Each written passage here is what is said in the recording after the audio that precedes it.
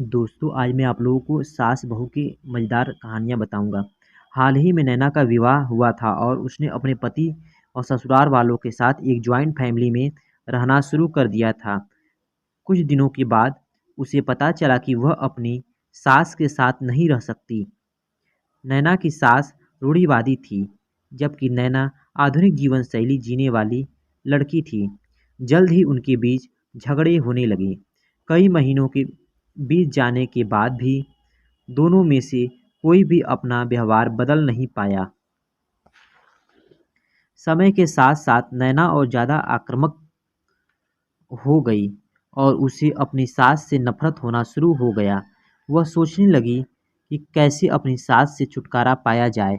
एक बार हमेशा की तरह जब उसने अपनी सास से झगड़ा किया और उसके पति ने अपनी माँ का साइड लिया, तब नैना गुस्सा हो गई और अपने मायके चली गई। नैना के पिता एक केमिस्ट थे। उसने अपने पिता को पूरी बात बताई। उसने अपने पिता से कहा कि उसे कुछ ज़हर दे ताकि वह अपनी सास के खाने में मिलाकर उससे छुटकारा पा सके, नहीं तो वह अपने पति के घर वापस नहीं जाएगी। नैना के पिता को यह सब जानकर काफ़ी दुख हुआ और उन्होंने अपनी बेटी से कहा, अगर तुम अपनी सास को जहर देती हो तो तुम और मैं दोनों जेल जाएंगे। ऐसा करना ठीक नहीं है। लेकिन नैना सुनने और समझने की हालत में नहीं थी। आखिरकार उसके पिता ने कहा, ठीक है, जैसा तुम चाहती हो वैसा ही होगा, लेकिन मैं तुम्हें जेल में नहीं देखना चाहता। उसके पिता अंदर से पाउडर लाए और कहा, हर दिन जब तुम दोपहर का भोजन या रात का भोजन करते हो तो अपनी सास के खाने में इसे मिला देना। इससे धीरे धीरे कुछ महीनों में वो मर जाएगी और लोग सोचेंगे कि प्राकृतिक रूप से मरी हुई है। उन्होंने यह भी कहा, क्योंकि किसी को भी तुम पर शक नहीं होना चाहिए, इसलिए आज से तुम अपनी सास के साथ नहीं लड़ोगी, बल्कि तुम उनकी देखभाल करोगी।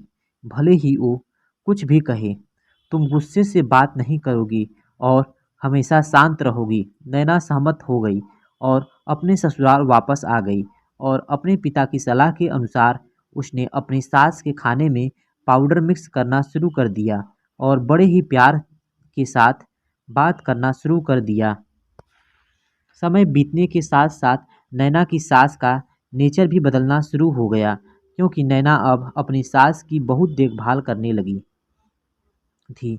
इसलिए उसकी सास भी उसके प्रति विनम्र होने लगी और प्यार से बात करने लगी। 5 महीने बीत गए और नैना खाने में पाउडर मिक्स कर रही थी, लेकिन अब घर का वातावरण बदल गया। कोई झगड़े नहीं थे, दोनों एक दूसरे की तारीफ करते। अब ऐसा लगता था मानो दोनों का रिश्ता माँ और बेटी का रिश्ता हो।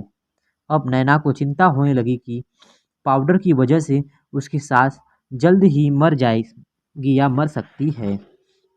वो अपने पिता के घर पर गई और उनसे कहा, पिताजी, कृपया मुझे उस जहरीले पाउडर के प्रभाव को ठीक करने के लिए इलाज बताएं। मैं अपनी सास को खोना नहीं चाहती। वह मेरी माँ की तरह है और मैं उससे बहुत प्यार करती हूँ। उसके पिता मुस्कुराए और कहा, कौन सा जहर? मैंने तुम्हें बस एक स्वीटनर दिया था। नैना हैरान थी और अपने पिता से पूछा कि उन्होंने ऐसा क्यों किया। पिता ने कहा, बेटा या बेटी, अगर तुम किसी दूसरे इंसान को प्यार चाहती हो तो तुम्हें भी उसे प्यार देना होगा। रिश्ते एक गाड़ी की तरह होते हैं और हम उन पर लगे पहियों की तरह। जब तक सभी पहिए ठीक से आगे नहीं बढ़ेंगे, तब तक गाड़ी ठीक से नहीं चल सकती।